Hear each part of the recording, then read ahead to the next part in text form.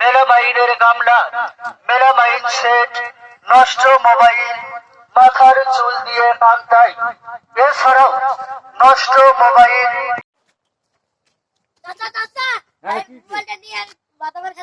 আচ্ছা দেখ এটা ধরো একটু। দাঁড়াও দাঁড়াও দাঁড়াও দাঁড়াও দাঁড়াও দাঁড়াও ধরো।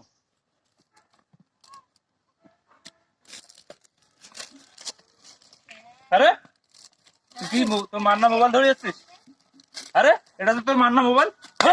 মোবাইল দিয়ে আরে আই মোবাইল দিয়ে বলে খাজা নিবে রে ভাই, কেন এমন লাগাইছেন? তুই বাড়িতে না 6 লাখ ভুরকি ভারগাস?